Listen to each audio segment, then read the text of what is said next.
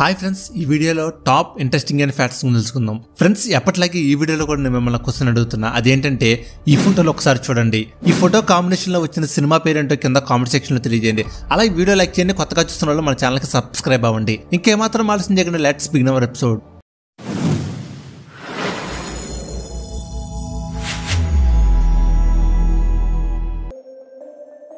మన దేశంలో చాలా దేవాలయాలు ఉన్నాయి. ఈ దేవాలయాల్లో అత్యంత ధనిక దేవాలయాల్లో 10 దేవాలయాల గురించి ఇప్పుడు చూద్దాం. నెంబర్ 1, ఆంధ్రప్రదేశ్లోని తిరుమల తిరుపతి వెంకటేశ్వర స్వామి ఆలయం.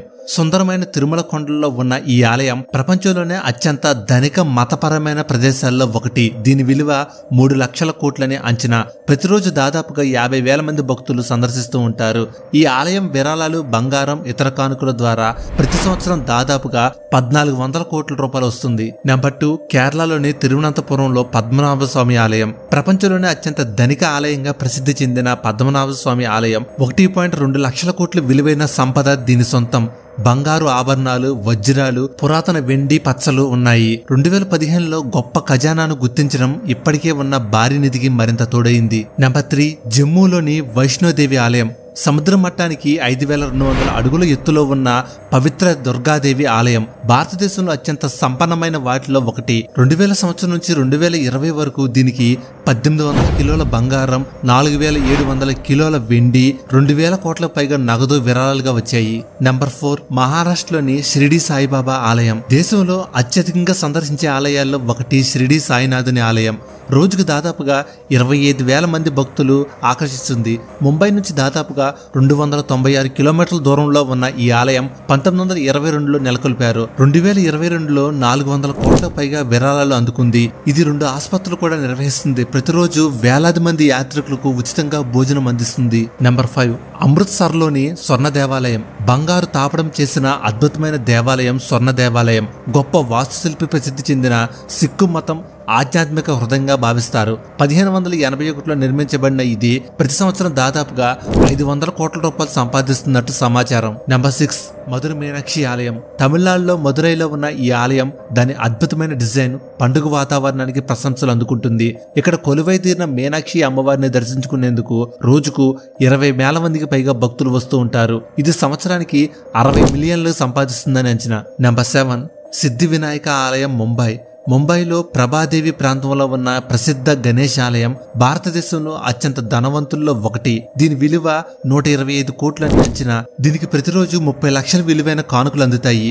ఇక్కడ విగ్రహం 4 కిలోల బంగారంతో అలంకరించబడి ఉంటుంది. నంబర్ 8, గుజరాత్లోని సోమనాథ్ ఆలయం. భారతదేశంలో అత్యంత గౌరవనీయమైన శివాలయాల్లో ఒకటైన సోమనాథ్ 12 జ్యోతిర్లింగాల్లో ఇది మొదటిదిగా భావిస్తారు.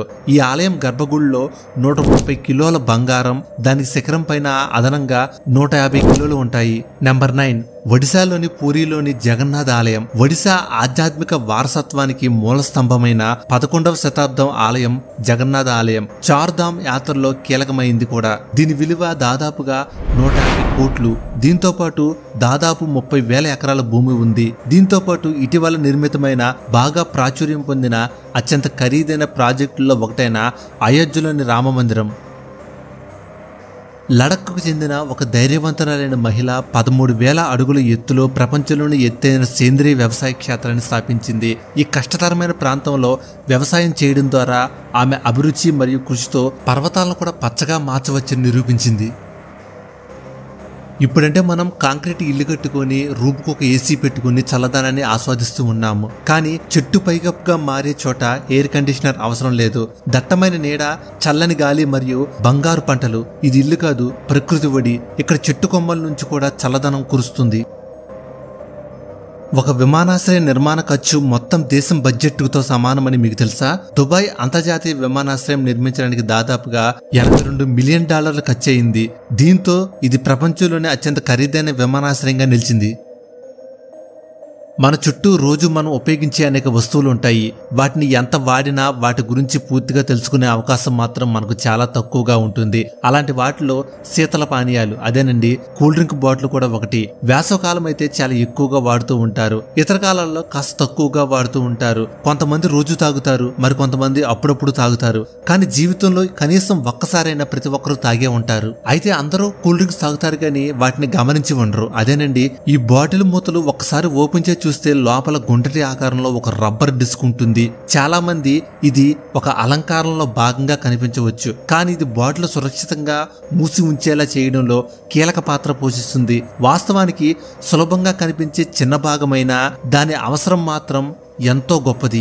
ఈ రబ్బర్ డిస్క్ బాటిల్ గట్టిగా సీల్ చేయడానికి ఉపయోగపడుతుంది.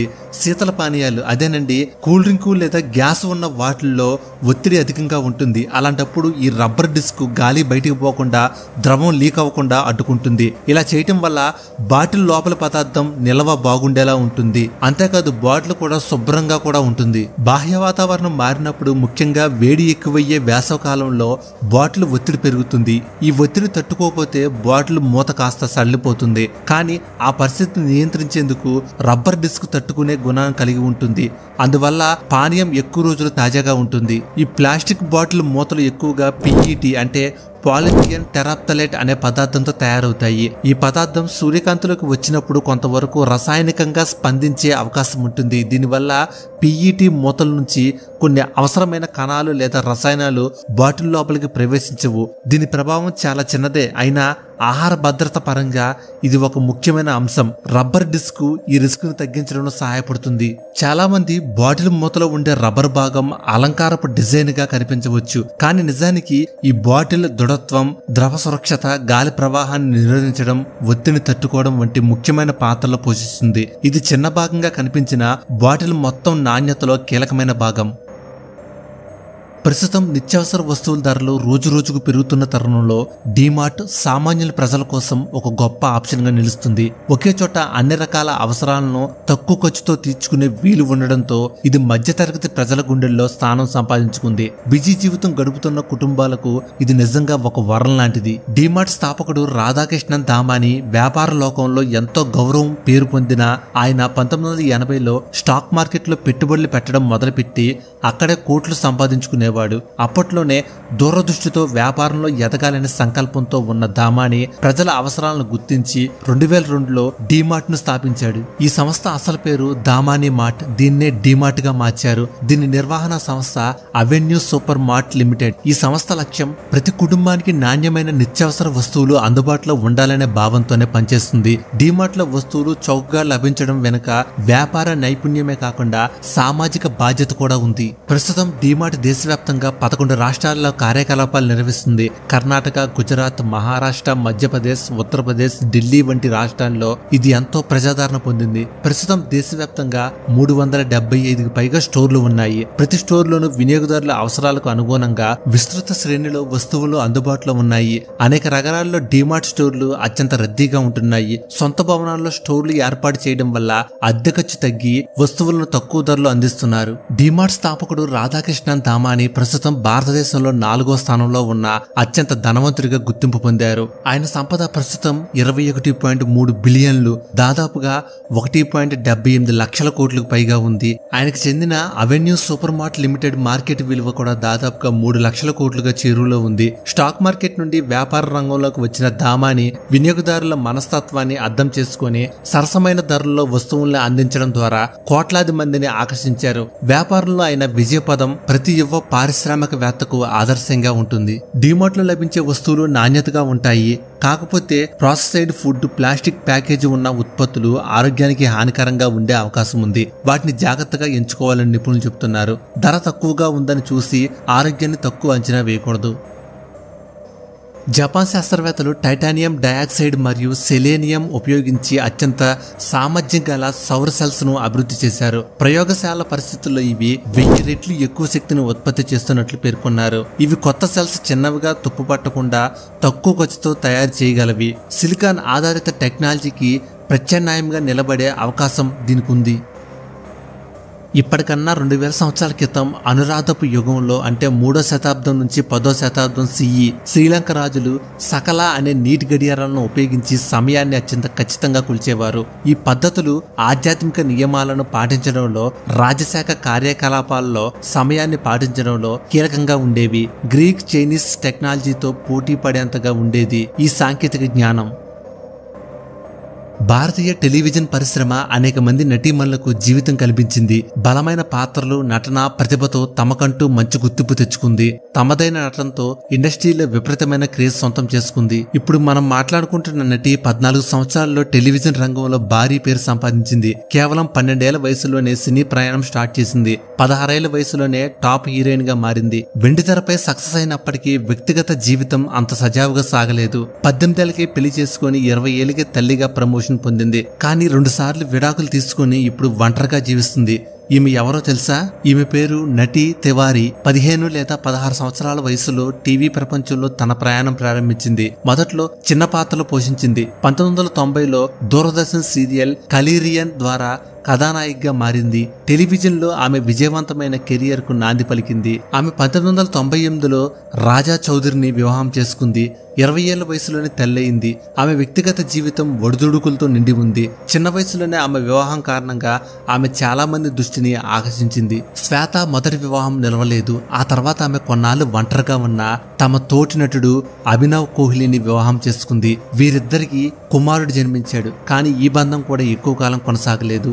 ఇద్దరు విడిపోయారు. తన మాజీ భర్త తనను వేధించాడని, దాడి చేశారని ఆరోపించింది. విడాకులు తీసుకున్న తర్వాత ప్రస్తుతం వరుసగా సీరియల్ చేస్తూ బిజీగా ఉంది. దక్షిణాది రాణి అని ముద్దుగా పిలువబడే అనుష్క శెట్టి భారతీయ చిత్ర పరిశ్రమలో ముఖ్యంగా తెలుగు మరియు తమిళ సినిమాల్లో అత్యంత గౌరవనీయమైన నటుల్లో ఒకరు. ఈమె నవంబర్ 7, 1981 కర్ణాటకలోని మంగళూరులో జన్మించారు. ఈమె షోబిజ్ గ్లామర్ నుంచి దూరంగా యోగా బోధకురాలిగా ఆమె ప్రయాణం ప్రారంభించింది. ఆమె 2005లో తెలుగు చిత్రం సూపర్ లో తన నటనతో రంగప్రవేశం చేసింది. మరియు అక్కడి నుంచి ఆమె పవర్ హౌస్ ప్రదర్శనలో ప్రత్యేకమైన పాత్రలు ఎంపిక చేసుకొని మరియు తిరస్కరించలేని స్క్రీన్ తో ఉనికితో ఒక ప్రత్యేకమైన స్థానాన్ని ఏర్పరచుకుంది. అరుంధతి, వేదం, బాహుబలి ది బిగినింగ్ మరియు బాహుబలి ది కంక్లూజన్ వంటి విజయవంతమైన చిత్రాల్లో అనుష్క బాక్సాఫీస్ రికార్డులు సృష్టించడమే కాకుండా విమర్శకుల ప్రశంసలు కూడా పొందింది. సైజ్ 0 వంటి పాత్రల కోసం ఆమె తన శరీర ఆకృతిని కూడా మార్చుకుంది. అనుష్క శెట్టి బెల్లిపడి ఉరుముల గుత్తు కుటుంబంలో జన్మించారు మరియు బెంగళూరులో 2 సోదరులతో పెరిగారు. ఆమె మౌంట్ కార్మల్ కళాశాల నుంచి BCA నుంచి పట్టభద్రురాలైంది మరియు నటనలో అడుగుపెట్టే ముందు భరత్ ఠాగూర్ వద్ద యోగా బోధకురాలిగా శిక్షణ పొందింది. నక్షత్ర పేలుల్లో ఏర్పడిన ఈ మెటియోరైట్ 80,000 సంవత్సరాల క్రితం భూమిపై పడింది. ఇది అంతరిక్షం నుంచి వచ్చిన మౌన సాక్షిగా నిలుస్తుంది. సిటీ స్కాన్ వల్ల యునైటెడ్ స్టేట్స్ లో ప్రతి సంవత్సరం దాదాపుగా 1,00,000 పైగా క్యాన్సర్ కేసులు కారణమవుతున్నాయి. వైద్యపరంగా అవసరమైనప్పుడు మాత్రమే మీరు ఈ స్కాన్ ను ఉపయోగించండి. ఫ్రెండ్స్, ఈ మధ్యకాలంలో చాలా మంది స్టాక్ మార్కెట్లో ఇన్వెస్ట్ చేసి మంచి లాభాలు సంపాదిస్తున్నారు. మీరు కూడా వీరికిలాగా స్టాక్ మార్కెట్లో ఇన్వెస్ట్ చేయాలన్నా, మ్యూచువల్ ఫండ్స్లో పెట్టుబడి పెట్టాలన్నా మీకు ఒక డీమ్యాట్ అకౌంట్ తప్పనిసరిగా ఉండాలి. ఇండియాలో ది బెస్ట్ ప్లాట్ఫామ్ అయిన ఏంజల్ వన్లో మీరు ఫ్రీగా డీమ్యాట్ అకౌంట్ ఓపెన్ చేసుకోవచ్చు. దీనికి ఎటువంటి మనీ కూడా పే చేయాల్సిన అవసరం లేదు. డిస్క్రిప్షన్ మరియు కామెంట్ సెక్షన్లో ఇచ్చిన లింక్ మీద క్లిక్ చేసి మీరు డీమ్యాట్ అకౌంట్ ఓపెన్ చేసుకుంటే ఇందులో మీరు IPOs, mutual funds, gold, commodity trading, futures and ఆప్షన్స్తో పాటు US కంపెనీలు అయినటువంటి Google, Facebook, Netflix, Amazon, Tesla, Microsoft వంటి స్టాక్స్లో కూడా మీరు ఇన్వెస్ట్ చేయవచ్చు. ఇందులో మీరు కేవలం 100 రూపాయలతో కూడా ట్రేడింగ్ స్టార్ట్ చేయవచ్చు. అలాగే మీరు మీ ఫ్రెండ్స్ కూడా రికమెండ్ చేసి మనీని సంపాదించవచ్చు. మీరు డీమ్యాట్ అకౌంట్ ఓపెన్ చేయాలంటే pan card, Aadhaar card, bank account book ఉంటే చాలు. వితిన్ 5 minutes మీకు మీరే అకౌంట్ ఓపెన్ చేసుకోవచ్చు. ఇంకెందుకు ఆలోచిస్తున్నారు? ఈ వీడియో కింద ఉన్న డిస్క్రిప్షన్ మరియు కామెంట్ సెక్షన్లో ఇచ్చే లింక్ మీద క్లిక్ చేసి వితిన్ 5 minutesలో అకౌంట్ ఓపెన్ చేసుకొని సక్సెస్ఫుల్గా ట్రేడింగ్ స్టార్ట్ చేయండి. మరికొన్ని ఇంట్రెస్టింగ్ అయిన విషయాలు తెలుసుకుంటాకి CTC ఫ్యాక్ట్స్ని సబ్స్క్రైబ్ చేయండి. వీడియో పెట్టగానే నోటిఫికేషన్ రావాలంటే పక్కనే బెల్ సింబల్ కనపడుతుంది, దాన్ని కూడా యాక్టివేట్ చేయండి. ఈ వీడియో కానీ మీకు నచ్చితే లైక్ చేయండి. అలాగే మీ ఫ్రెండ్స్ అందరికీ వాట్సాప్, ఫేస్బుక్ గ్రూపుల ద్వారా ఈ వీడియోని షేర్ చేయండి. మీ అభిప్రాయాన్ని కామెంట్ ద్వారా కూడా తెలియజేయండి. Thank you for watching.